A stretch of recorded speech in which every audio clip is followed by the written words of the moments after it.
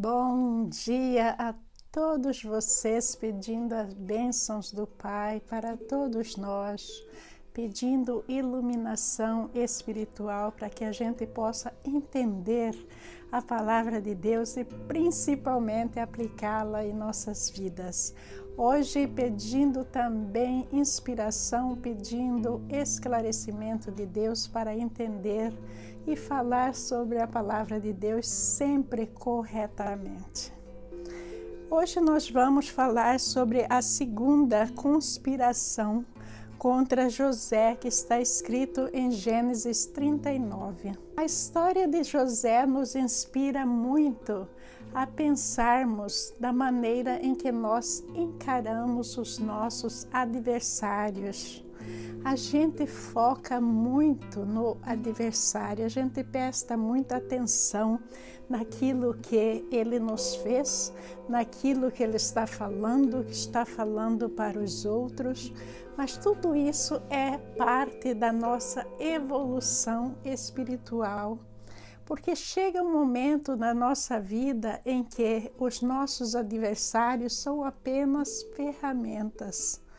A gente vai entregá-los sempre a Jesus Cristo e a gente vai focar tudo aquilo que se passa com a gente na palavra de Deus. A gente vai focar em Jesus Cristo, porque focando em nosso Senhor Jesus Cristo, a gente não tem como errar. A gente não tem que um dia ter que voltar atrás e pedir perdão. A gente não tem que orar por tantas coisas que ficam no nosso coração. Então a gente deve procurar fazer o que é certo da primeira vez. A pessoa nos ataca, a pessoa faz algo contra a gente, o que é que a gente deve fazer? A gente deve focar em Jesus Cristo. Dentre todos os problemas que nós observamos no caráter de José, uma qualidade sobressaiu que nós vamos aprender no capítulo de hoje. É que José não parou para focar nos seus inimigos, que eram os seus irmãos, que o venderam como escravo. E agora também ele não vai parar para focar na esposa de Potifar. Então vamos primeiro à palavra de Deus e depois eu voltarei com os comentários. Leitura de Gênesis capítulo 39, versículos de 1 a 23. José tinha sido levado para o Egito, onde o egípcio Potifar, oficial do faraó e capitão da guarda, comprou-o dos ismaelitas que o tinham levado para lá. O Senhor estava com José, de modo que este prosperou e passou a morar na casa do seu senhor egípcio. José era atraente e de boa aparência. Quando este percebeu que o Senhor estava com ele e que o fazia prosperar em tudo o que realizava, agradou-se de José e tornou-o administrador de seus bens. Potifar deixou a seu cuidado a sua casa e lhe confiou tudo o que lhe possuía. Desde que o deixou cuidando de sua casa e de todos os seus bens, o Senhor abençoou a casa do egípcio por causa de José. A bênção do Senhor estava sobre tudo que Potifar possuía, tanto em casa como no campo. Assim deixou ele aos cuidados de José tudo o que tinha, e não se preocupava com coisa alguma, exceto com sua própria comida. E depois de certo tempo, a mulher do seu senhor começou a cobiçá-lo e o convidou: venha, deite-se comigo. Mas ele se recusou e lhe disse: meu senhor não se preocupa com coisa alguma de sua casa, e tudo o que tem deixou aos meus cuidados. Ninguém desta casa está acima de mim. Ele nada me negou, a não ser a senhora, porque é a mulher dele. Como poderia eu, então, cometer algo tão perverso e pecar contra Deus? Assim, embora ela insistisse com José dia após dia, ele se recusava a deitar-se com ela e evitava ficar perto dela. Um dia, ele entrou na casa para fazer suas tarefas e nenhum dos empregados ali se encontrava. Ela o agarrou pelo manto e voltou a convidá-lo. Vamos, deite-se comigo. Mas ele fugiu da casa, deixando o manto na mão dela.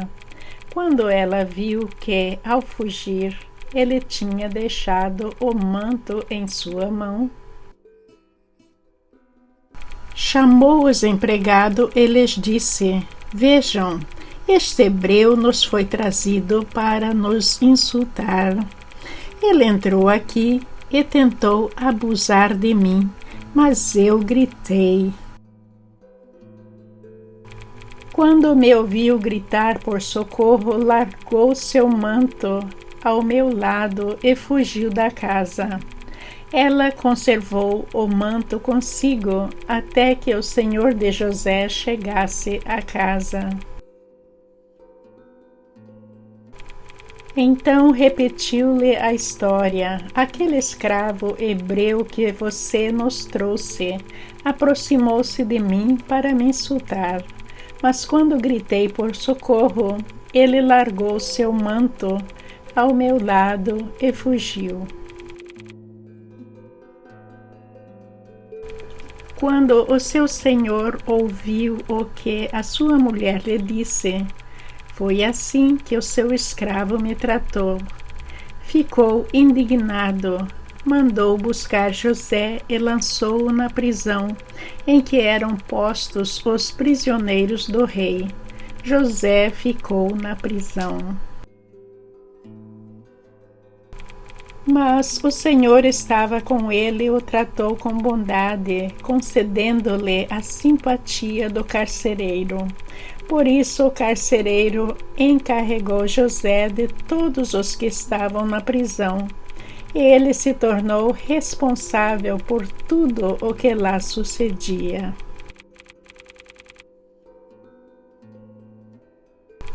O carcereiro não se preocupava com nada do que estava a cargo de José, porque o Senhor estava com José e lhe concedia bom êxito em tudo o que realizava. O primeiro fato que nós observamos em José quando ele chega no Egito é que em momento nenhum está registrado na palavra de Deus que José parou para odiar os seus irmãos. Não, isso não está registrado na palavra de Deus de maneira nenhuma. Na realidade, ser vendido como escravo ao Egito foi um benefício para ele, porque os planos dos irmãos inicialmente era matá-lo, não era? Pois é, mas ele não focou na atitude dos seus irmãos, ficar odiando, ficar lamentando, chamar o pai, voltar para agredi-los. Não, ele não fez nada disso, ele aceitou aquilo que foi feito para ele e ele foi vendido a Potifar.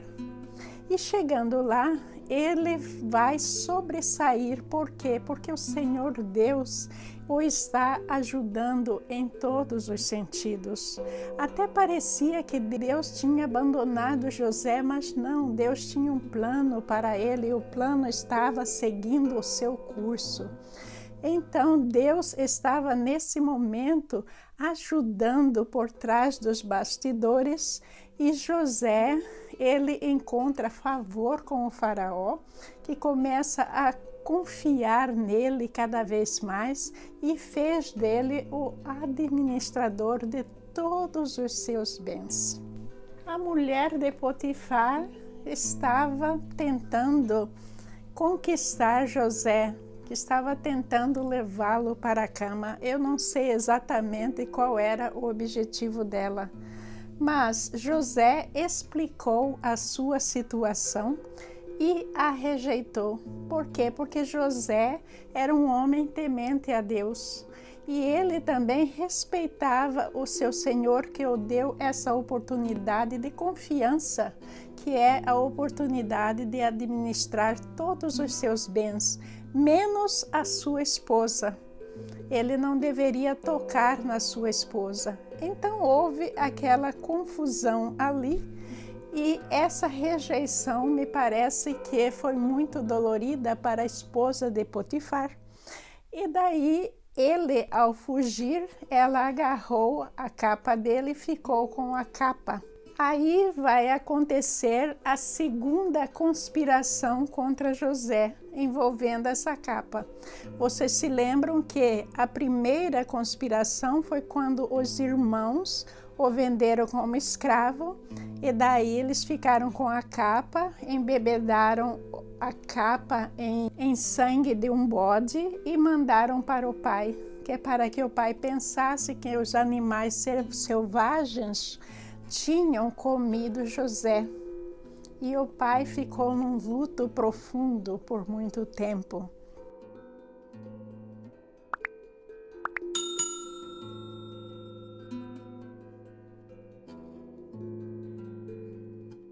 Agora, desta vez, a capa de José seria algo que a esposa de Potifar iria usar como prova de que o falso assédio sexual tinha acontecido. Mas por que a capa? Tudo que Deus faz tem um significado. Não sei se vocês se lembram do orgulho de José em ser o primogênito da família. Ele até punha a sua capa para ir investigar o trabalho dos seus irmãos lá no campo, não era? Então, essa capa tem um símbolo de orgulho de José, que José teria que perder. O que aconteceu é que o faraó ficou irado com aquilo que a esposa tinha falsamente dito na frente dos criados sobre José e o mandou para a prisão. Mas José tinha agido corretamente, ele tinha sido um homem de ética e ele fugiu no momento certo, porque se ele tivesse ficado, ele poderia pegar a pena de morte, que era aquilo empregado para as pessoas que cometessem adultério. Nesse caso, a pena dele foi apenas prisão.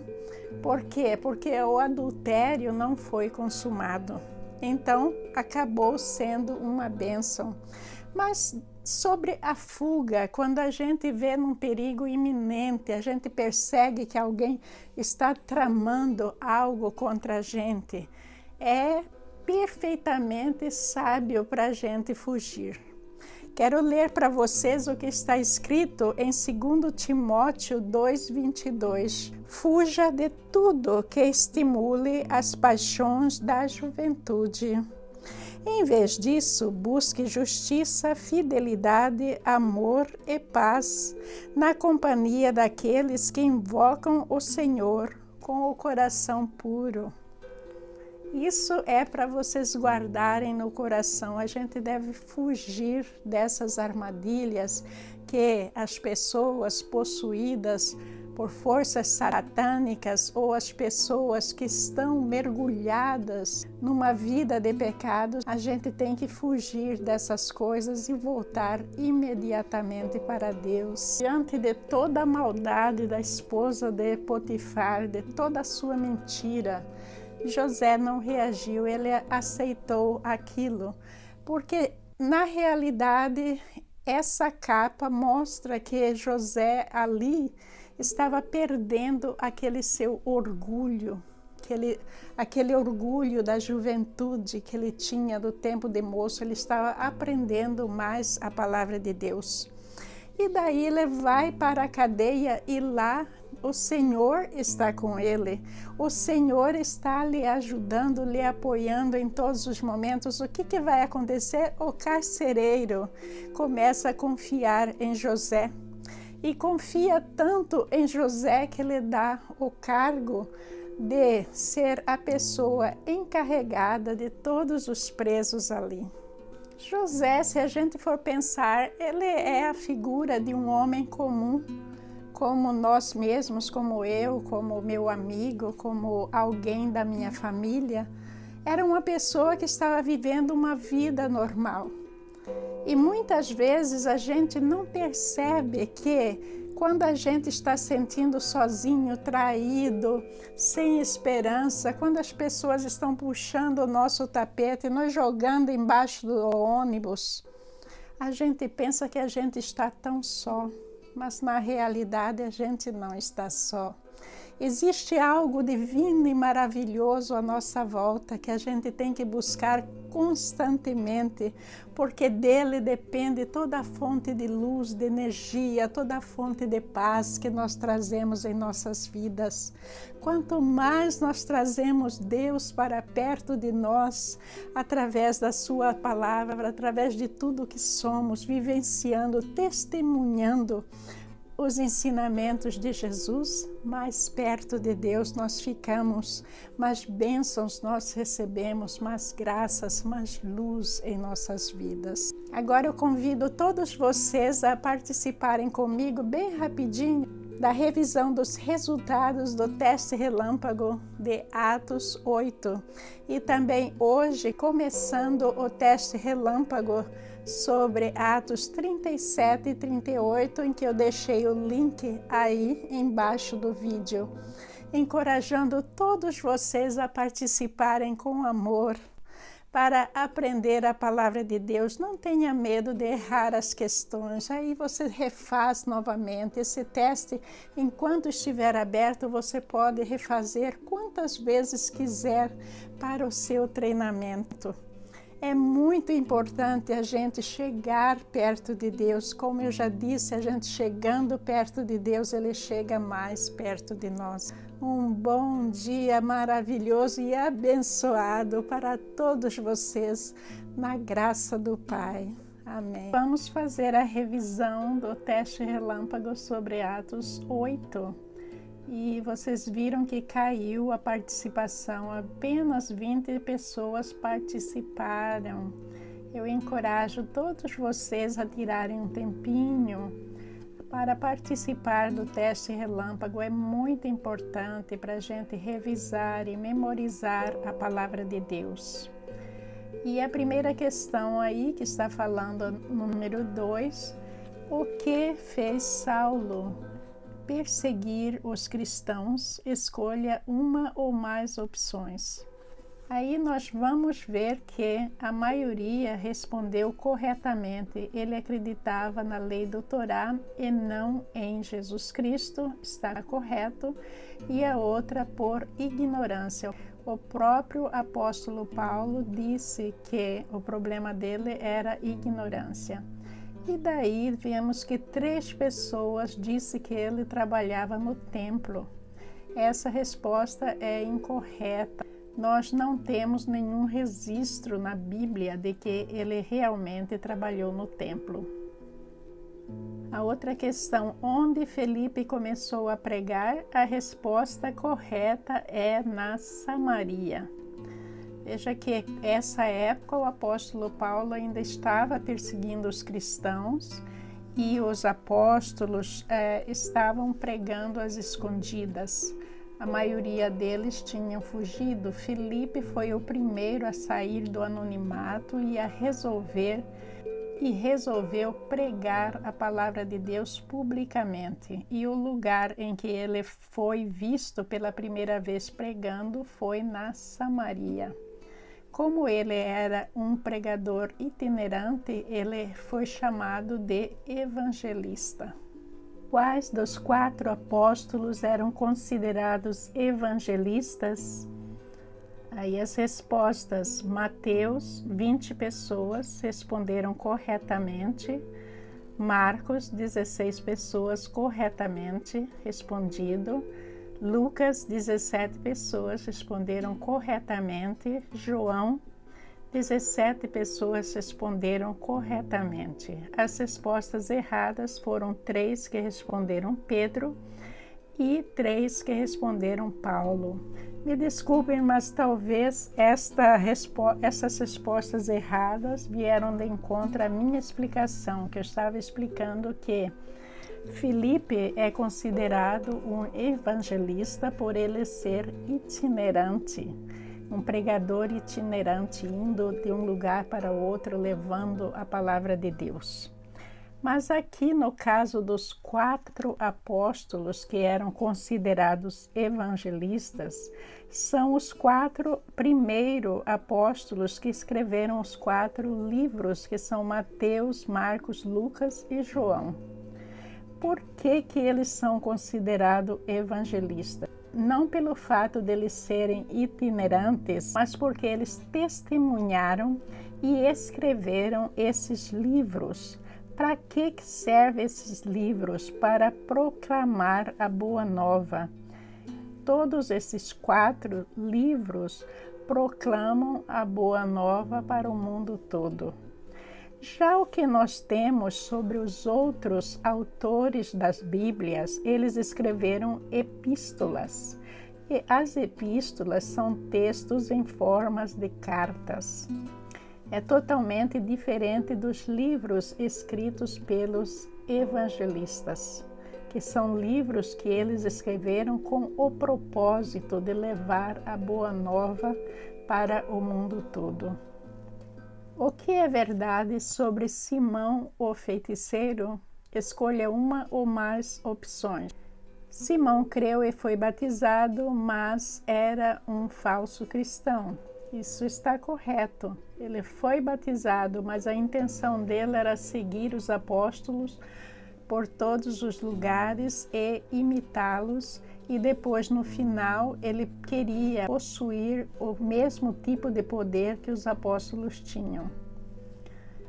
A outra questão, 18 pessoas responderam corretamente. Ele se dizia ser muito importante. Sim, ele pregava em toda a região da Samaria e as pessoas respeitavam ele. Era como um mago, como um wizard lá. Por quê? Porque ele usava assim uma mistura de magia com a palavra de Deus e tudo mais para curar, para mostrar coisas maravilhosas para o povo, e o povo acreditava nele. A questão errada é que ele foi enviado por Deus. Não. Esse feiticeiro, Simão, ele é filho de Deus, mas ele não foi enviado para pregar ou para fazer nenhum milagre em nome de Deus. Filipe era um evangelista porque ele era um pregador itinerante. Essa resposta está correta. 19 pessoas responderam corretamente e apenas uma pessoa errou essa questão.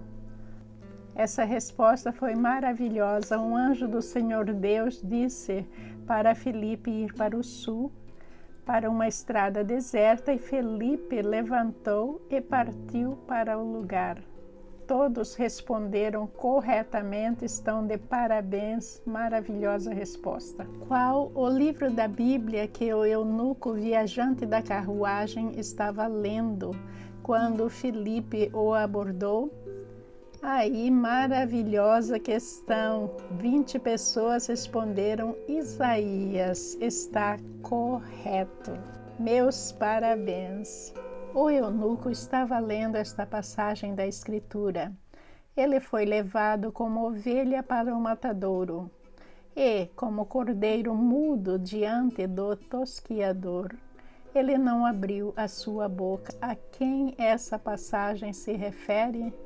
A Jesus. Uma pessoa respondeu Israel, mas Israel é aquilo que os sacerdotes, o sumo sacerdote daquela época, aqueles que negavam Jesus, Eles acreditavam que essa passagem de Isaías fosse sobre Israel. Mas não, na realidade, isso era uma revelação sobre aquilo que iria acontecer com Jesus.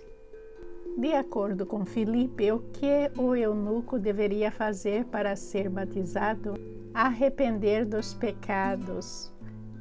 4 pessoas responderam isso. Veja que, apesar do arrependimento do pecado ser ainda um requisito para o cristão, mas o arrependimento do pecado, no que diz respeito ao batismo, ele era um requisito para o batismo de João Batista, não para o batismo que já foi ensinado por Jesus Cristo. Jesus Cristo passou a batizar através do Espírito Santo e do fogo. E aí nós vamos ver que crer em Jesus Cristo de todo o coração, esse é o principal requisito do batismo de nosso Senhor Jesus Cristo. Muito obrigada pela sua participação. Vocês, 20 que participaram, são os que tiraram um tempinho para Deus.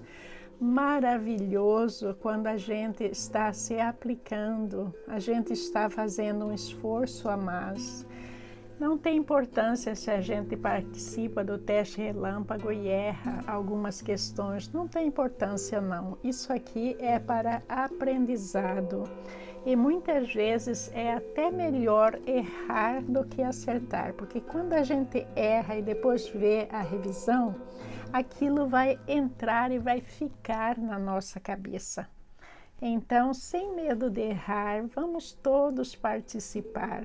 Vamos todos tirar esse tempinho para Deus, que na realidade é um tempinho para nós, porque nós somos devedores de Deus. Nós precisamos de mais chegar perto dele, porque quanto mais nós chegamos mais perto de Deus, mais ele se aproxima de nós. Muito obrigada, meus irmãos.